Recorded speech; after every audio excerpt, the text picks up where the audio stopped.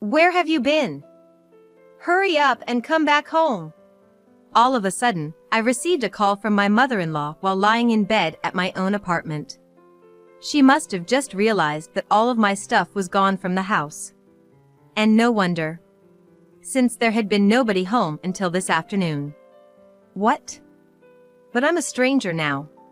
I could only imagine how my mother-in-law looked as she was at a loss for words over my reply. While it's too bad I couldn't see her face, I didn't want to continue the conversation, so I just hung up.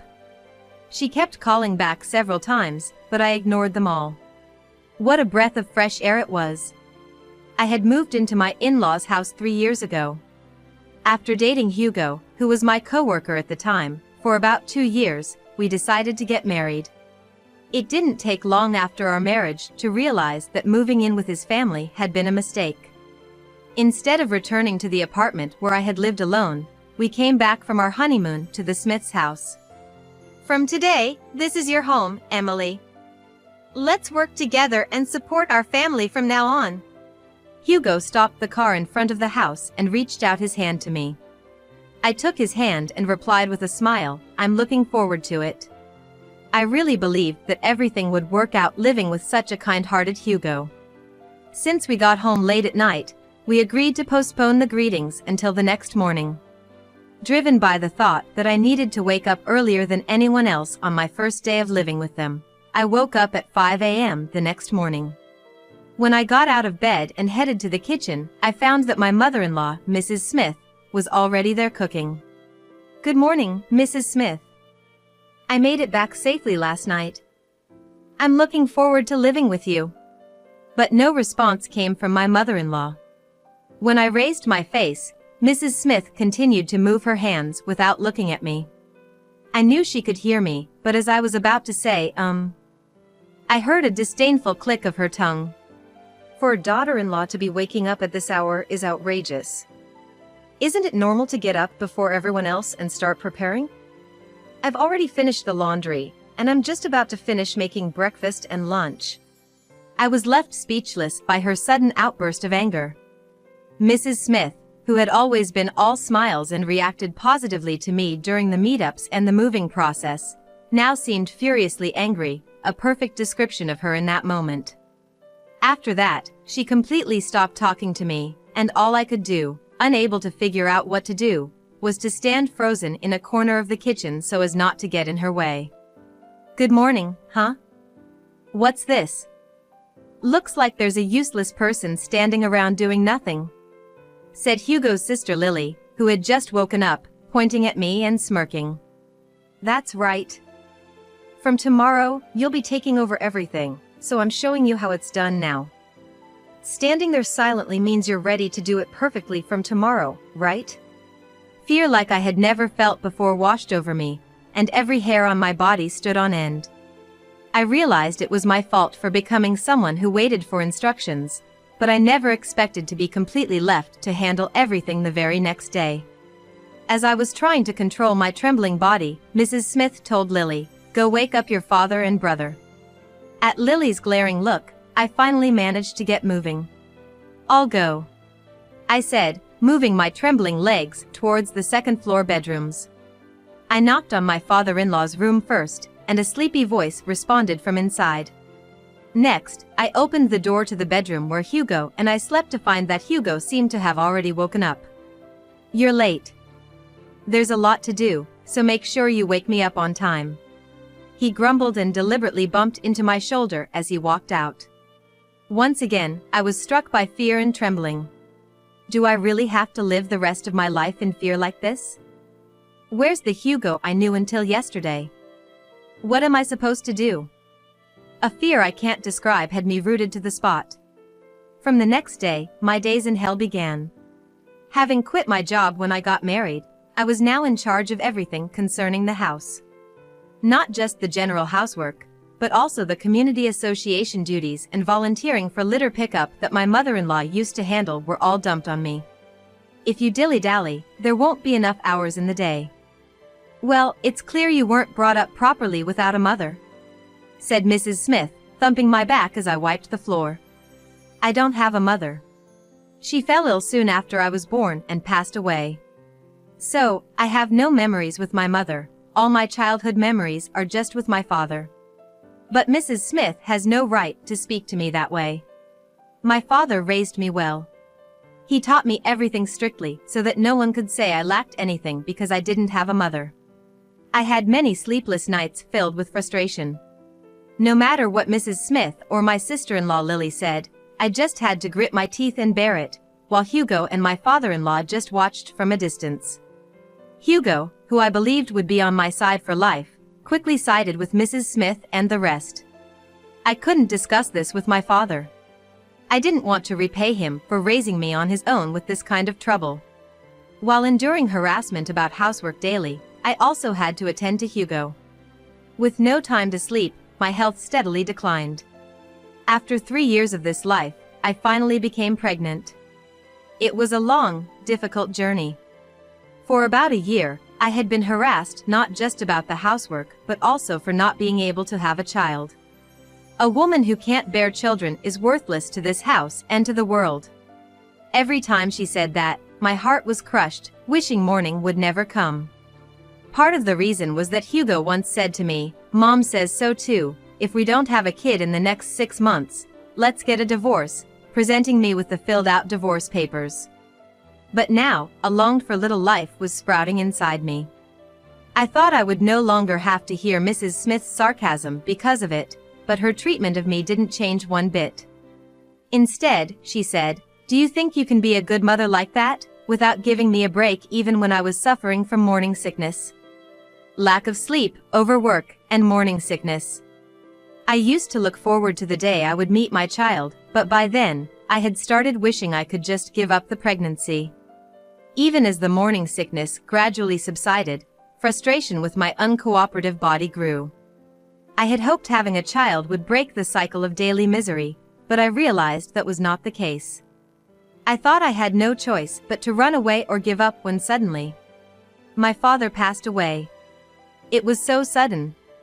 Apparently, he had been telling his colleagues at work that he wasn't feeling well. Perhaps knowing his time was short, a will was found on the desk in his study. As expected, all the members of Hugo's family, except for Hugo himself, didn't show up at my father's funeral. After the funeral, as I returned to my family home, the doorbell rang as if someone had timed it. It was a friend of my father's who had attended the funeral. This friend turned out to be a lawyer. His business card read Young. And then, Mr. Young handed me my father's will. I was told to open it and see, and when I opened the desk at my father's, which also contained his will, I found a list detailing an inheritance to be passed on to me. The amount was a staggering $3 million. It seems my father held the dual roles of a salaried worker and an investor. All of this was to be inherited by me, and I went through with all the necessary procedures. Next to me, an excited Hugo was thanking Mr. Young, saying, "Thank you so much." After Mr. Young had left, Hugo, with a spring in his step, said, "Well, I'm heading home first," and returned to his in-laws' house. It appears there was also an estimate for the post-death cleanup of my father's belongings, and it was noted that there would be no problem if I contacted the company, so I oversaw the house being emptied. A week after my father passed, when I returned to the in-laws' house for the first time in a long while, the whole family was there at a time when they would usually be absent. "Welcome back. You must be tired. Take it easy, all right? The baby is going to be born soon, so you need to rest." It was the first time in 3 years that I felt the hairs on my body stand on end. It was a chilling feeling, just like before I got married, to see the in-laws' attitude change so drastically. Despite the usual stern faces and glaring eyes, they were now all smiles at me. Seeing Hugo grinning beside Mrs. Smith, I realized what was happening. Surely, Hugo must have told them about the inheritance. That's why they were so obviously turning their attitude around like this. For a week, I was treated like a princess. At the same time, I found it strange that my father-in-law and Hugo stayed home without going to work. "We're going to take a trip from tomorrow.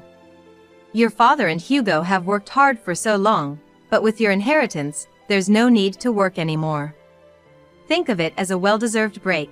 We'll be off," so take care of the house, okay? One morning, I woke up to noise at the front door and went to check, still rubbing my sleepy eyes, to find Mrs. Smith with her suitcase. She told me, "We really wanted to take you too, but you know, with the baby and all, we should wait until after the baby's born and things have settled down. See you later," and with that, they left with high spirits, and I pumped my fist in secret as I watched their car drive away. I never thought this day would come. The moment I had been longing for had arrived in the most unexpected way. I quickly went back inside, packed my few belongings into a large suitcase and a single cardboard box, and moved straight into Mr. Young's place. In fact, over the past week, I had been carefully planning this escape with Mr. Young. The diary of harassment I had been subjected to, the recordings on my phone I thought might come in handy one day. I was told they would be useful, and I didn't forget to bring them. And I also had the divorce papers that had been thrust at me when I was told, "If we can't have kids, let's get a divorce." Signed by my in-laws, even the witness section was filled out. The submission to the office went through without a hitch. And I felt all my strength drain away the moment it was all over. Later, I moved into an apartment Mr. Young had arranged for me and was taking some time to rest when Mrs. Smith contacted me. "Where did you go? Get back here right now." They must have returned from their trip and noticed that all my belongings were gone. Looking at the clock, I realized that 5 days had passed since I left my in-laws' place. Time sure flies, I thought, as I responded to Mrs. Smith. "Huh? I'm a stranger to you now." Mrs. Smith seemed to be at a loss for words. "What are you talking about? We're family, aren't we? It's not like we're strangers." It sounded like Hugo was on speaker. And I could faintly hear Lily and my father-in-law's voices agreeing in the background. "That divorce paper you handed me, filled out and all, that meant you wanted a divorce, right?" "So, I just did what you wanted, got a divorce. I'm sick and tired of being treated like a maid in that house." It was then that I first realized I could stand up for myself so firmly. Rather, I wish I had started doing this much sooner. "Huh? What are you talking about? That was just to say that divorce might be on the cards. I never meant it seriously." I could hear Hugo and the others' voices becoming frantic. "Well, the divorce is done, no helping it now. Let's get on with the property settlement. The inheritance you received, $1.5 million, that's Hugo's, right? When are you gonna transfer it?" Oh, was Mrs. Smith, my mother-in-law, this unreasonable? I sat up, perching on the edge of the bed. Inheritance is considered separate property, which means it's not subject to division during a property settlement. So I don't have anything to give you. In fact, it looks like I'm the one who should be getting compensation for harassment and a share of the property. Upon hearing this, the in-law family's outcry was unimaginable. I quit my job, and what about the payment for the trip? How are we gonna handle that? Their complaints were audible. I couldn't help but let a smirk cross my lips. Poor things. You've reaped what you sowed. How much did you spend on this trip? I bet you had more fun than you could ever imagine. Well, you're gonna have to work hard to enjoy life as much as you did on your trip. With that momentum, I hung up the phone and quickly blocked all the in-laws' contacts. The family home where my father lived is already being managed by a realtor, and they don't know the address of this apartment. If I don't agree to meet them, I doubt I'll ever see them again. Later, I was informed by the realtor that they'd been arrested. Apparently, thinking I had fled to the family home, the four of them broke into what they thought was an empty house by shattering a window. But there was nothing inside, just the ringing of the security company's alarm. Ignoring the alarm, they searched the house and, finding nothing, were subdued by the arriving security guards and the police. I was relieved that this happened after I had received the compensation and property settlement. I haven't been informed about what happened to the in-law family afterward. They must be making a living somehow, but I have no way of knowing since I don't have their contact information. A while after the in-laws were caught, I gave birth to a healthy baby boy. I named him Max. A name filled with the hope that he would see the truth and live sincerely. I haven't touched my father's inheritance and am living modestly on what I earn from my part-time job. Life might be tough ahead, but for my dear son's sake, I plan to keep looking forward, discerning the truth as I go. A measly $5 condolence money is plenty for a poor single mom, huh? Tossing a coin like flipping a nickel isn't appropriate anywhere, let alone at a funeral home. If someone did that, it would be no surprise if they were considered to have tossed their common decency as a person aside. And there stands such a person right in front of me. To think that it's my former boss just turns my anger into sheer disbelief. He's grinning now, but it didn't take long for his face to turn ashen. My name is Julie, and I'm turning 28 this year.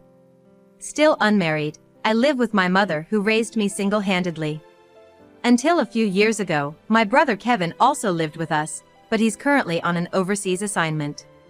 Though Kevin is also single, he seems to be enjoying his life abroad. Economic reasons forced me to give up on college, so I went straight to work after graduating from a vocational high school. After my father passed away when I was in elementary school, I saw how hard my frail mother worked to raise us, and I wanted to repay her kindness as soon as I could. That's why I worked hard in vocational school, earning several qualifications and managing to get a job in one of the big local companies right after graduation with just a high school diploma. My mother, of course, and even my teachers praised me. Since the company rarely hired anyone without a college or professional degree, it was considered quite an accomplishment for the school.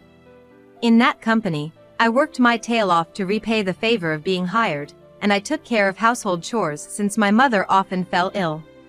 I wanted Kevin to properly graduate from college, so I put my life on hold and supported him. Thanks to my efforts, Kevin was able to continue his education, and I managed to get my mother to retire from her job. My hard work at the job was recognized, and I was assigned to the sales department. When my boss said, "Office work is fine, but sales suit you better," I was full of anxiety, but it turned out he was right, sales really were my thing. My performance soared, and in no time I surpassed my peers and became the ace of the team. However, the important thing here is not to get cocky about being great. In reality, I've grown with the support of many people, and it's not just my own effort that has gotten me here. While supporting each other every day with my colleagues, the sales manager who had been looking after me for years got transferred to start up a new branch. He was essentially part of the founding team. They asked me to come along, but I turned it down because I live with my mother. The person brought in to fill his shoes was Mr. Nunley, someone the president scouted for his skills. Certainly, Mr. Nunley was good at his job and had a polite and prompt manner, which made him quite popular with our clients. However, he gradually began to stand out in a bad way within the company. Despite this, because he was competent at his job, the boss, who had scouted him, had his reputation on the line, and I believe everyone was really putting up with a lot. I felt the same way, having been made to feel uncomfortable by Mr. Nunley on numerous occasions. When I was new, Mr. Nunley said, "Let's go visit some clients together." Not realizing his true nature at the time, I happily agreed. We made a good impression on the clients, and even secured a new contract right there, which led him to suggest we go out for drinks to celebrate. I had no reason to decline, so we found a nearby bar and toasted. Then Mr. Nunley started pushing me to drink more and more. "Julie, you can really hold your liquor. Of all the girls I've drunk with, you're the strongest." I was shocked when he suddenly started calling me Julie instead of using my last name, and as I was trying to process this, he overlaid his hand on mine. "Man, at this rate, you're gonna be out drinking me. Would you take care of me if I passed out?" His hand felt clammy and disgusting, and it made my skin crawl. Although I had dated a few guys before, I had never felt such revulsion, and without thinking, I pulled my hand away. "What's the matter? Didn't like that?" "No way, you're not saying that, 'cause you agreed to come out for drinks, right?" He looked at me with a creepy smile that made me shiver, and he reached for my hand again. "Or what? You know what would happen if you refused, right? I'm your boss. You get that, don't you?" This time he didn't just place his hand on mine, he gripped it tightly, and I had reached my limit. I shook off his hand. Sorry. I'm not feeling well, I need to leave. This is for my part of the bill. I pulled out a $50 bill from my wallet, slammed it on the table, and quickly left the bar. I knew $50 was too much, but at that moment, I didn't have the luxury to think about it. You'll remember this next week. Mr. Nunley's words hit my back, but without looking back, I frantically ran all the way to the station. Once there, I rushed into the bathroom and scrubbed the place he touched until it was red, and then I started to cry softly. My father would have been close to Mr. Nunley's age if he were still alive. I didn't mind being shown affection, but I just couldn't accept it from someone my father's age. For 23-year-old me, it was quite a shocking event. It was Friday, so I didn't have to see Mr. Nunley until Monday. Honestly, I wasn't in the mood to go to the office. But if I skipped work, I would worry my mom, so I dragged myself to work where an unbelievable amount of paperwork was piled on my desk. You're late. I got your work ready for you. Make sure you do it right. Gone was the kind atmosphere of before. Mr. Nunley was now incredibly cold to me, and everyone looked on in surprise. Since he was only acting this way towards me, it made everyone worry that something might have happened. Though I said it was nothing, inside I was really hurt by Mr. Nunley's harassment. I was given so much work, I wondered when I would finish, and he would repeatedly criticize it without ever explaining what was wrong. Figure it out yourself, he'd say, but then he'd turn around and say my method was wrong. It was all just so bothersome. Everyone was concerned for me, but I was determined not to let it show that I was beaten. By that time, my mom had started to weaken, and Kevin was still in his junior year of college, so quitting my job was not an option. Enduring harassment from Mr. Nunley every day, I turned 26 before I knew it. Kevin had graduated and got a job which immediately took him overseas, so it was just my mom and me living together when it happened. Like usual, Mr. Nunley was scolding me for over an hour when the company phone rang.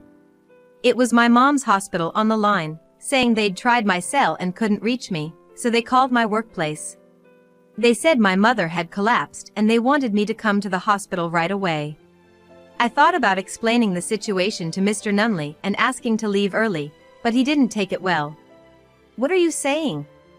You hardly get any work done, and now you want to take advantage of the company's policy just because it suits you? Mr. Nunley said with a sneer, his lips curled in disdain. But this was no time for an argument. I was out of time. Fine, just quit your job already. Your performance has been dropping anyway, and there's no benefit for the company to keep someone useless like you around. That's why I hate hiring high school grads. I felt my fingertips go cold and I could hear my heartbeat. That's too much, a part-timer raised her voice in my defense, but Mr. Nunley's tirade didn't stop. There's no such thing as too much. It's always this girl acting all high and mighty. It's been ticking me off. It's better for everyone if he just quits now. Mr. Nunley, grinning as if expecting me to apologize. Normally, I would have quickly apologized, but at that moment, I was too frantic. I couldn't be squabbling over this when my mother was in danger. Got it. I'll bring in my resignation later, but for today, I'm out of here. I hastily gathered my things, ignoring everyone shouting hey, as I bolted from the office and headed to the hospital. Fortunately, my mother was still alive when I arrived, and she had just woken up. However, her condition wasn't good, and I was told that maybe soon it might be her time. Although I'd impulsively spoken of resigning, it might have been the right choice. Messages of concern came from my colleagues and peers at the office, but my mind was made up. I finished the handover in a month and started a new life taking care of my mother. She said she was okay, but watching her unsteady walk, I felt reassured about leaving the company. I had enough savings to live on for a while, and Kevin, saying I can't be there for you, sent a generous amount of money, so there were no problems for just the two of us. Plus, the stress from Mr. Nunley was gone, and for the first time in a while, I slept well. I was enjoying the relaxed times with my mother that I hadn't had for years, but it didn't last. One morning, a year after starting to care for her, my mother wasn't in the living room where she usually watched TV before me. When I rushed to check on her, I found her sleeping with a pale face. The ambulance took her to the hospital, and there I was told that her heart was much weaker now, and she only had a few days left. No response came from her, no matter how much I held her hand or called out to her. She breathed shallowly, occasionally twisting her face in pain. I contacted Kevin to come home immediately, and begged the hospital to let me stay by my mother's side around the clock. In my dreams, my mother was smiling. "You don't have to hold on anymore. Go do what you want," she said as she went off into the distance. Wait, don't go! I'd chase after her, but I could never catch up. The distance grew, and the moment my mother disappeared into the light, I woke up. In a panic, I checked the monitor attached to my mother's heart, and it seemed to be working, faintly. Relieved, I took a breath, and that's when the door opened and Kevin walked in. Silently, he grasped my mother's hand, and for the first time in days, she opened her eyes. "Welcome back." She squeezed our hands tightly and murmured. The moment Kevin and I exchanged looks, a flatline alarm sounded. My mother must have been waiting for Kevin. And with the last of her strength, she woke up to say goodbye to us. That day, my mother set off to join my father. At my mother's funeral, her friends and my former colleagues came to pay their respects. They all paid tribute to my mother and offered us their condolences. As I was spacing out, taking over for Kevin at the reception, Mr. Nunley appeared. Hey there, high school grad. Heard your mom passed away? Looks like you were raised by her alone, so now you're all by yourself, huh? As he said this, he took out his wallet. Here's a condolence money for you. But for a poor kid from a single-parent family, $5 should be more than enough. With that, he tossed a $5 note which landed on the floor. The moment it hit, Mr. Nunley burst into laughter. "Did you hear that pathetic sound? Just like you guys. Ah, so pitiful. Such a modest funeral, and the daughter he worked so hard to raise is jobless. That's just too sad." Looking at Mr. Nunley laughing loudly, completely out of place at the funeral home, I just watched him coldly. He wasn't worth any emotion. The funeral home staff looked back and forth between me and Mr. Nunley, clearly flustered but at a loss for what to do. "Are you the boss from my sister's company?" Before I knew it, Kevin was by my side, asking Mr. Nunley in a low voice. When Mr. Nunley, still wiping away tears, said yes, Kevin took out his business card. "I'm this. We had a special contract with your company, but I'm gonna terminate that deal." Mr. Nunley took the card and immediately started shaking. And no wonder, the business card bore the name of an IT company that had a direct contract with the president. And above Kevin's name, it read CEO. I was as unaware of this as Mr. Nunley was, and when I looked at Kevin, he had a mischievous smile. "A company with employees like you is not one we can do business with. We don't need this $5 either, so would you please head back right now and report to your president how your screw-up is gonna cost your company millions?" Kevin pressed the $5 coin back into Mr. Nunley's hand and called over the staff to drag him out.